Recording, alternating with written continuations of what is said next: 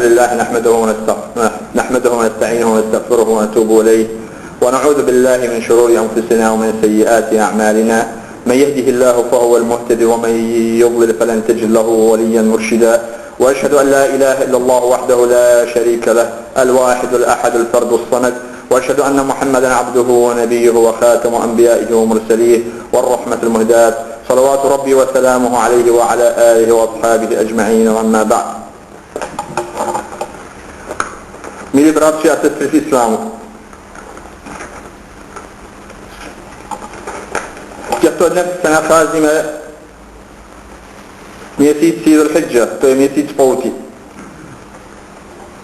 kde naše bratři a sestry z celého světa se dostavili do Mekky prosíci se o odpuštění a o pomoc od Allaha Jalla Šanu.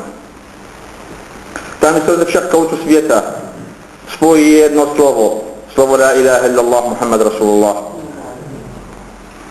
Jsou to pro nás požehnaný dní a požehnaná záležitost. Ovšem na druhé straně musíme se podívat na obrácenou stranu naší ummy. Ta obrácená strana spočívá v tom, v jakém se nachází naše umma. Rozdělení se, slabost, bezcennost a vůbec je to nejslabší umma, která dneska se nachází na zemi. Islám nikdy nebyl slabý, ale slabí bývají muslimové, nebo bývali muslimové. Jednoho dne byli na vrcholu civilizace, byli na vrcholu celého lidstva, ale čím to bylo? Čím tehdy to bylo a čím dneska my se nacházíme v takové situaci, v jaké se nacházíme. Říká vznešený Allah v překladu v Koránu: vy, kteří věříte, pomůžete-li Bohu, On zajistě pomůže vám a upevní páky vaše. A v dalším verši také říká: Bůh v skutku pomůže těm, kdož pomáhají jemu.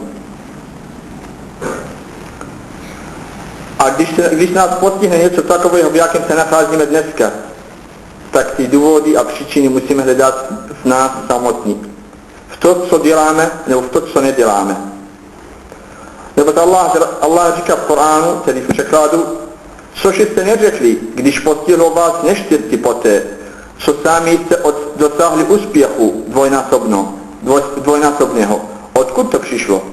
Rci, od vás samých to přišlo. A Bůh nade všemi věcmi je. Pravda je to, milí bratři a sestry.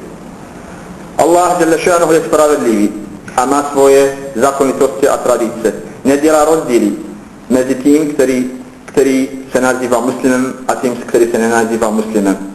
Nedělá rozdíly mezi tím, který je černým nebo bílým, Arabem či nearabem. Ty tradice fungují a budou fungovat, tedy zákonitosti Boží. Ten, který pomůže Bohu, bude mu pomůženo. A čím může někdo pomoct Bohu, který je všemohoucí? Jen tím, že bude sledovat jeho slova a sledovat kroky proroka Muhammada sallallahu alaihi wasallam. Ničím jiným. Allah Jalla Šanuhu je soběstačný a všemohoucí. Nepotřebuje od nikoho absolutně nic. A pokud ta umma, ačkoliv se nazývá muslimská umma, nechává Korán za sebou a nechává tradice proroka Muhammada taky za sebou, tak určitě jí postihne, co jí dneska postihlo. Slabost, bezcennost, rozdělení, zabíjení se všude a vyhnání se ze svých domovů. Nás je přes 1,5 miliardy, ale nejsme schopni odvratit sebe menší zlo. Samozřejmě muslim nemá dopřát nikomu a hlavně lidstvu žádný zlo, protože my sledujeme krok proroka Muhammada sallallahu alaihi wasallam a ty kroky spočívají v tom, že to je milosrdenství pro celé lidstvo a pro všechno, co existuje, co je stvořeno. Takže víme, že to je tím, že jsme nachávali právě slovo Allah Jalla Šanuhu, slovo Allahova a slovo proroka Muhammada sallallahu alaihi wasallam, jeho tradice. A taky víme, že Allah Jalla Šanuhu nás vyzýval k tomu,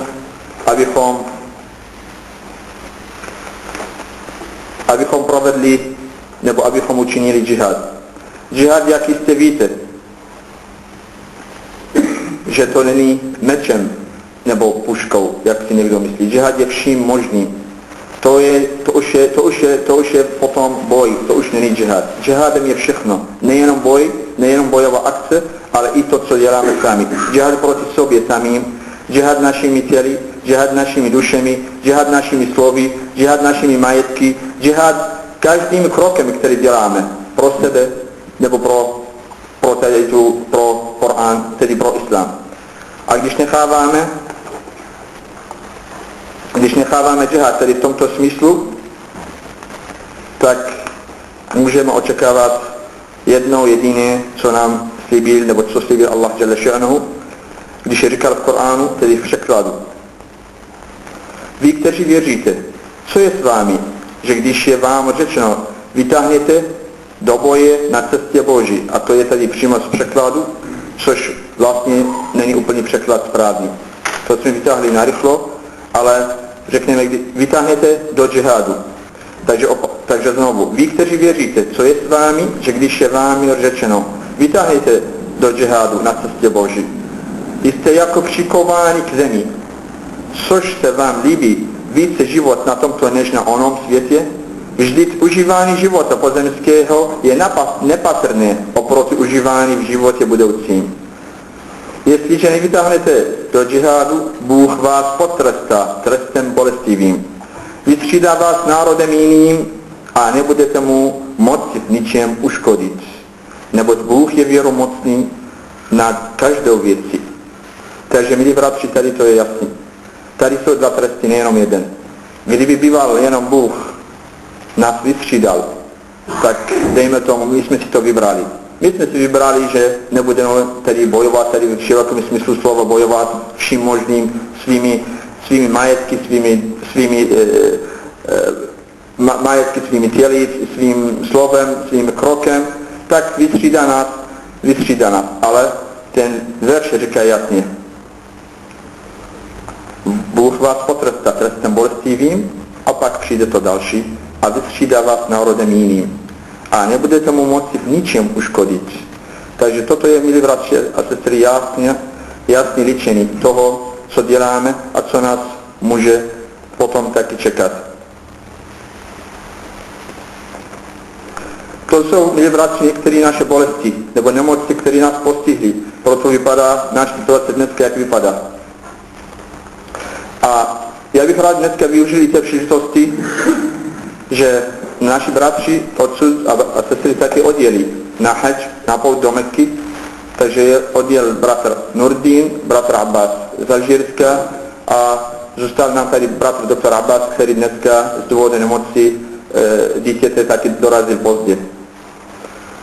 Abych dneska se snažil tady, už tady jsem, vysvětlit jednu věc, protože my tu bolest máme i tady bohužel v Brně.